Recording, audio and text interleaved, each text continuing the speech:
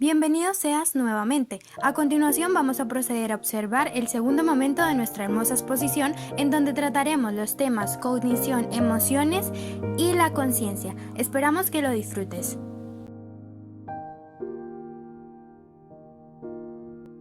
Inteligencia artificial y conciencia. Para hablar de inteligencia artificial debemos tener presente tres conceptos. El primero sería cibernética, o conocido como conducta orientada a metas. La teoría de computación o lógica binaria, códigos de unos y ceros, y la teoría de procesamiento de información, procesamiento simbólico de datos. Son tres enfoques conceptuales y operativos que han permitido simular en una máquina los procesos mentales. Los logros han sido tales que hay quienes opinan que la inteligencia artificial puede llegar a superar a la inteligencia natural. Sin embargo, sigue habiendo un problema. Y es cómo hacer que las máquinas tengan conciencia.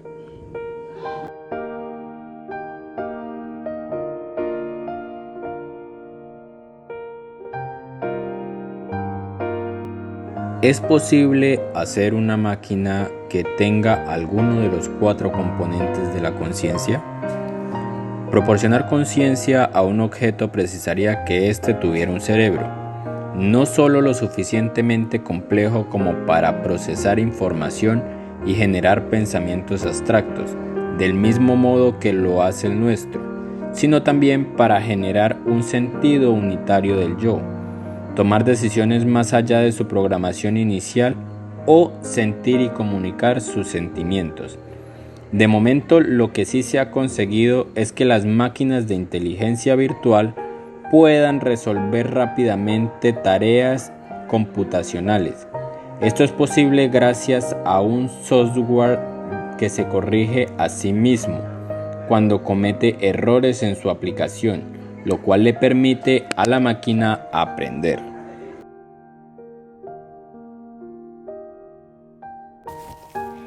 Trascendencia. La trascendencia es un derivado de la conciencia que no responde directamente a ninguna necesidad biológica ni psicológica o social, que tiene relación directa o indirecta con la supervivencia. Esto lo dijo el gran autor Nogués, quien también dio el concepto que están viendo en pantalla. Además, la trascendencia se caracteriza por ir más allá de tiempos y espacios, de la realidad real o virtual. Construye una simbología y un referente conceptual más allá de la lógica racional. Formas básicas de expresión de la dimensión en la trascendencia. La religión en sus variadas formas de expresión según diferentes contextos sociales y culturales. La ética como juicio crítico acerca del bien y el mal. Daré un breve ejemplo. La forma más genuina de la trascendencia es la religión, porque sus formas de expresión son con base a la estética y ética. Así es como aparecen las normas éticas ligadas a la religión. Un ejemplo claro son los 10 mandamientos. Para terminar, se preguntarán cuál es la función más clara de la trascendencia. Pues la respuesta es darle sentido a la vida, dar seguridad ante lo imprevisto, dar coherencia ante los propósitos y metas.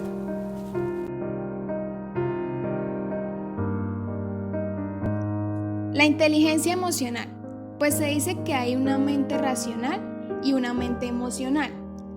En la mente racional se da el pensar con la cabeza y en la mente emocional se da el pensar con el corazón. Pues con la mente racional somos conscientes, somos reflexivos y analíticos. Con la mente emocional somos impulsivos, ilógicos e intuitivos. Pues según Goleman en 1996, la inteligencia emocional constituye el vínculo entre los sentimientos, el carácter y los impulsos morales. Pues también se dice que la inteligencia emocional es la capacidad de comprenderse a sí mismo y comprender a los demás. ¿Qué quiere decir esto? es tener habilidades para el autocontrol emocional, para sentirse bien con las demás personas y para cooperar con una sociedad, pues la mente racional interactúa con la mente emocional. En este caso, la racionalidad aclara los motivos de la emocionalidad y la emocionalidad da fuerza a la racionalidad, pues en este caso estas dos deben mantenerse en equilibrio. Cuando predomina la racionalidad, a la persona le falta impulso para actuar, o sea, la persona se queda estancada en una cosa y no actúa. Cuando predomina la emocionalidad, actuamos irracionalmente, o sea, actuamos sin alguna razón y sin algún motivo.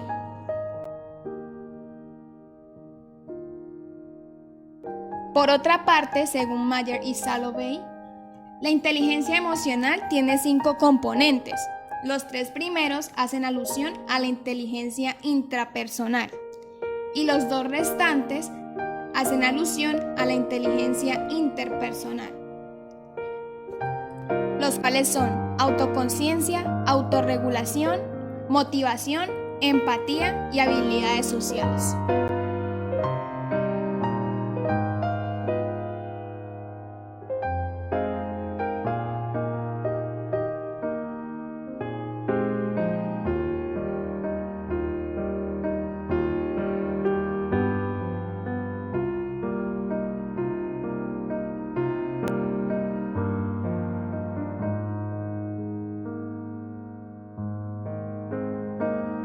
La autoconciencia.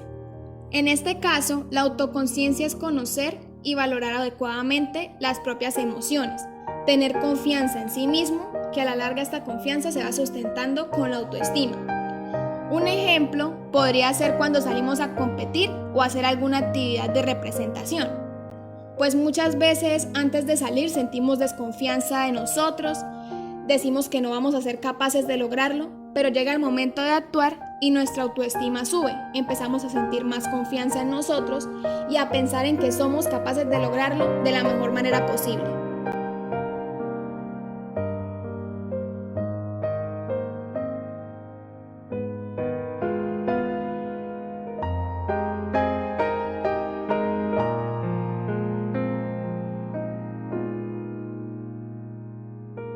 La autorregulación. En este caso es el control que tenemos de nuestros estados emocionales y la modulación emocional que hacemos según las circunstancias. Un ejemplo claro es cuando tenemos rabia por algo que no nos gustó. De una vez vamos a reaccionar de forma grosera o con gritos, pues en este caso es cuando actúa la autorregulación. Debemos aprender a manejar nuestras emociones y no dejarnos llevar por los impulsos.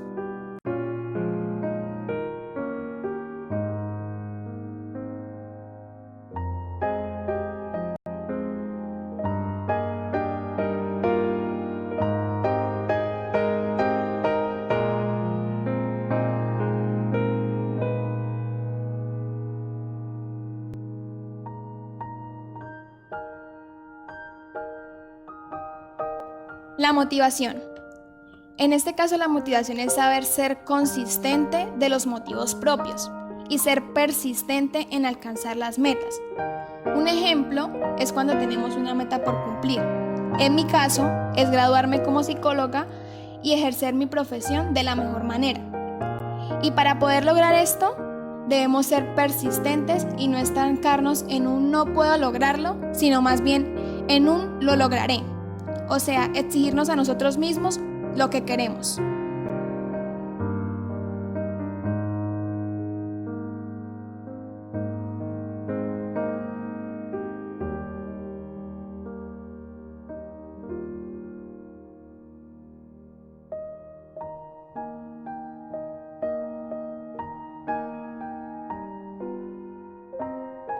La empatía. En este caso, la empatía es comprender los estados emocionales en otras personas, saber comunicarse emocionalmente con otros. Un ejemplo es cuando vemos que un familiar cercano o un amigo está alegre o feliz por algo que logró. En este caso me transmite el sentimiento a mí también, sintiéndome orgullosa de ver a la otra persona alegre por lograr lo que quería.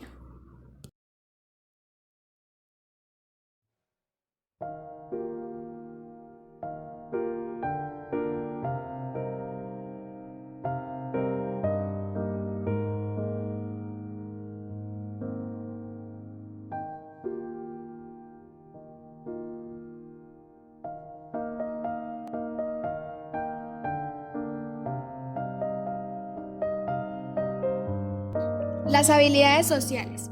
En este caso, las habilidades sociales es saber establecer relaciones sociales, colaborar y cooperar con otros, ejercer un liderazgo, manejar los conflictos, catalizar iniciativas y crear sinergia. Un ejemplo es cuando entablamos una conversación con otra persona. Es importante escuchar a la persona, pero en muchos casos no nos damos cuenta de que estamos más pendientes de lo que pensamos nosotros en vez de escuchar a la otra persona. En este caso, debemos tener en cuenta los aportes que nos dan los demás.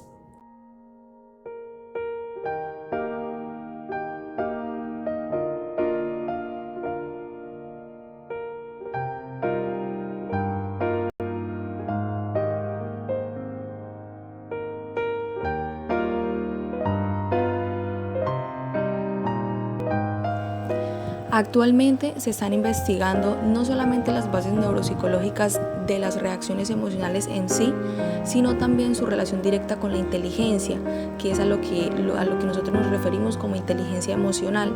Esto para poder comprender las interconexiones de los procesos cognitivos en la activación de las emociones. Por ejemplo, la reacción de miedo ante un temblor dentro de un edificio se intensifica cuando son mayores mis conocimientos sobre resistencia a las estructuras. Por otra parte, la cultura nos enseña el control o la expresión de respuestas emocionales. Goleman lo dice de esta manera: estas predisposiciones biológicas son modeladas por nuestras experiencias vitales y por el medio cultural, integrándose así nuestras realidades. Con base en los conocimientos actuales de neuropsicología, no puede hablarse de un centro definido de la inteligencia emocional. Según Daniel Goleman, las bases biológicas de la inteligencia emocional siguen los planteamientos de Ledoux, según el cual cada región cerebral estaría vinculada a diferentes emociones. Lo contrario se creía a mediados de los años 50 del siglo pasado, cuando la hipótesis dominante era considerar el sistema límbico como el asiento cerebral de instintos y emociones. Actualmente habla de modelos multirepresentacionales como marco teórico conceptual más adecuado para explicar la inteligencia emocional, integrando biología, cognición, experiencias resultantes de los estímulos del medio ambiente físico y cultural. Básicamente, los seres humanos hemos vinculado nuestros sentimientos y nuestras emociones al corazón. Lo cierto es que el cerebro es el órgano que dirige y controla todo lo relacionado con ello, mientras que el corazón solo refleja con la aceleración de sus palpitaciones lo que realmente está sucediendo allí arriba. Sin embargo, todo nuestro cerebro participa en esta respuesta emocional. El día de hoy conoceremos qué parte de este órgano vital son las que realmente controlan nuestras emociones. El sistema límbico está compuesto por un conjunto de estructuras cerebrales que se consideran muy primitivas en términos evolutivos, situándose en la parte superior del tronco cerebral por debajo de la corteza. Dichas estructuras son las que están fundamentalmente implicadas en el desarrollo de nuestra inteligencia emocional y motivaciones, en particular aquellas relacionadas con la supervivencia, como son el miedo, la ira, las emociones vinculadas también con el comportamiento sexual. Dentro de toda la complejidad del sistema límbico encontramos ciertas estructuras importantísimas involucradas con la memoria. Por ejemplo, la amígdala. La primera es la responsable de determinar qué recuerdos se almacenan y en qué parte del cerebro lo harán, mientras que el hipocampo se encarga de enviar estos recuerdos a la parte apropiada del hemisferio cerebral que los almacenará a largo plazo, para que luego sean recuperados cuando sean necesarios, por ejemplo, cuando podemos hacer un examen. Se ha comprobado que cualquier daño en esta última estructura puede resultar en una incapacidad para formar nuevos recuerdos. La parte anterior del cerebro, conocida como diencéfalo, también se incluye en este complejo sistema límbico y contiene al tálamo y al hipotálamo. El tálamo, aunque está implicado más en la percepción y la regulación del movimiento, también se conecta con otras partes del cerebro y la médula espinal, que juegan un papel esencial en la sensación. Asimismo, el hipotálamo desempeña un rol vital en la regulación de la temperatura corporal, las glándulas suprarrenales y la pituitaria, entre otras muchas actividades como la regulación de las hormonas, que en múltiples ocasiones marcan de manera notable nuestro comportamiento y nuestra proyección social. Entonces, afirmamos que el sistema límbico es la parte de nuestro cerebro donde se forman nuestras emociones y nuestros sentimientos, principalmente donde almacenamos todo lo bueno y lo malo de aquellos recuerdos de nuestra vida y que rige nuestra percepción sensorial, entre otras funciones de gran importancia. Es decir, en la especie humana, los estados emocionales tienen un componente de la conciencia, de la atención y de la reflexión. La interrelación entre la amígdala y las cortezas prefrontal y cingulada sugerían que estas áreas neocorticiales influyen sobre los estados emocionales y viceversa. Entonces, cuando se producen lesiones o hay estimulación eléctrica de la amígdala, hay cambios en la respuesta vegetativa y en la expresión de la conducta emocional. Por eso, Goleman, en 1996, sostiene que la interrupción de las conexiones entre la amígdala y el resto del cerebro produce lo que se llama la ceguera afectiva, que hace referencia a que el individuo no puede reconocer sus propios sentimientos. En resumen, la comprensión de las bases neuronales de las emociones debe tener en cuenta los procesos cognitivos, ambientales y el aprendizaje resultante de la experiencia vivida.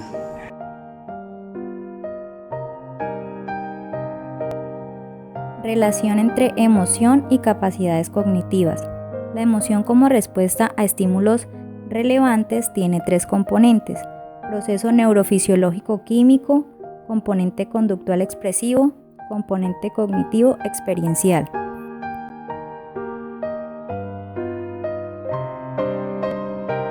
Proceso neurofisiológico químico. La neurofisiología es la rama de la fisiología que estudia el sistema nervioso.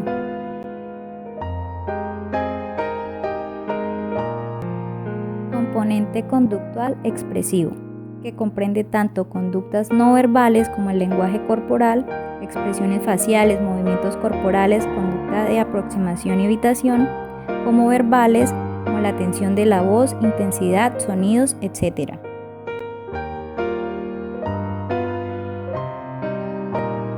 Componente cognitivo experiencial.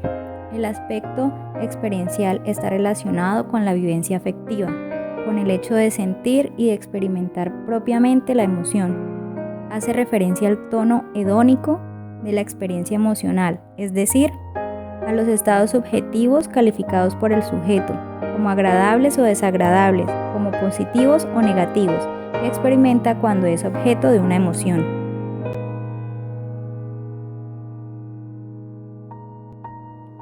La polémica que se da en torno al rol del componente cognitivo, acerca del cual diferentes autores tienen diferente opinión.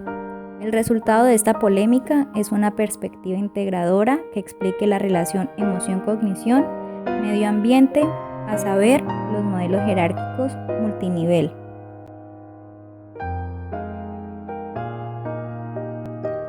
Influencia de la cultura. Es un producto de interacción donde los factores culturales tienen un peso específico respecto a valoración, control y expresión de las emociones. A ello habría que sumar las diferencias individuales. Aparte, existen estructuras anatómicas fisiológicas que dan cuenta de las respuestas emocionales, pero estas están mediatizadas por una evaluación previa por parte del individuo, acorde con las expectativas, experiencias y contexto social. Por otra parte, los modelos multirepresentacionales dan una mejor explicación de las conexiones entre emoción y cognición. La inteligencia emocional es, entonces, en resumen, un tema donde confluyen aspectos biológicos, cognitivos, experiencias vividas, actitudes, creencias y expectativas de índole ambiental.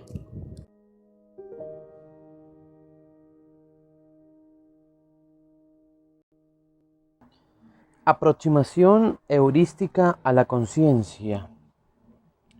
Según Mauricio Aristizábal, en la actualidad se sabe que con los conocimientos que se tienen, la ciencia no ha sido posible de resolver un problema, y este problema es la conciencia. Para el autor, esta puede ser o puede partir de conexiones neuronales en el cerebro y también hablaría de los fenómenos eléctricos y químicos inmersos en este. También el autor referencia a Searle, y Searle en su postulado, él dice o explica que la conciencia es cualitativa y que podría el cerebro humano llegar al estado de conciencia, pero este autor, aunque podría dar la definición de conciencia, no sabe cómo se produce la conciencia. En otras palabras, se hace la conjetura de que el cerebro por sí solo no podría producir la conciencia sin la ayuda de algo externo en él.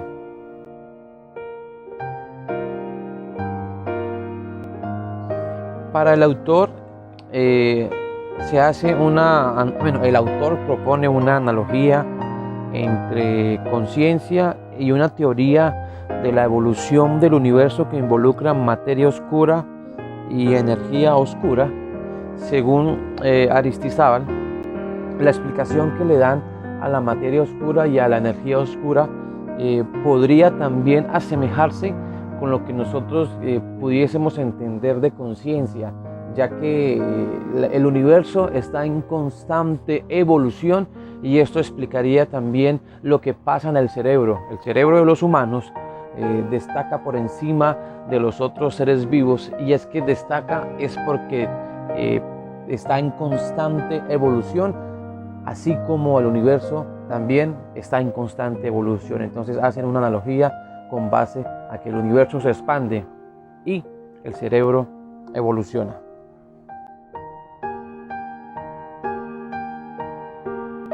Por último, esta lectura toca algo fundamental que aplica en el hinduismo, y es el Dharma. Y es que el Dharma es la ley universal de la naturaleza. Según esta ley, esto se encuentra en cada individuo, lo mismo que en todo el universo. Aristizábal se pregunta lo último: ¿sería entonces el Dharma la energía oscura de esta nueva teoría de la conciencia?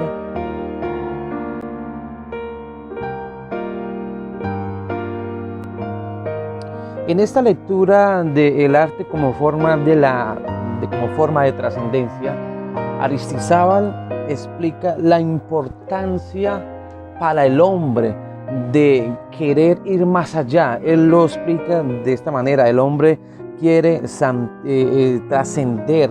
Entonces, la búsqueda de esta trascendencia, que quiere romper el espacio, que quiere ir más allá del tiempo, halla su valor o haya su peso en el arte, que se convierte en sí en una forma de trascendencia, porque el arte rompe el tiempo, rompe el espacio, rompe los momentos y siempre trasciende más allá de lo esperado o más allá de lo comprendido.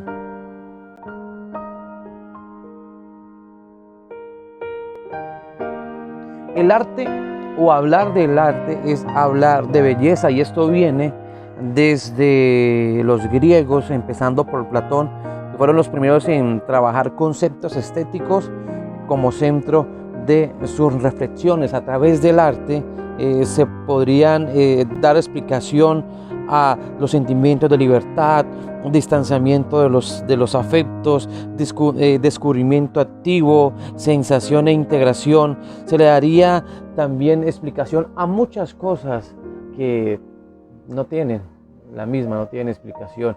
Y dentro de esta, la lectura toma como base a Van Gogh, un autor o un artista que tuvo más de 700 obras, de las cuales solamente dice la historia que él vendió una. Pero para resaltar de Van Gogh es el hecho de encontrarse consigo mismo, y a través de este encuentro consigo mismo pudo trascender el tiempo, pudo trascender la historia. Hoy aún las pinturas y obras de Van Gogh son muestra de estudio, porque nos reflejan al mundo de una manera diferente, y tal vez Van Gogh lo único que hizo fue trascender.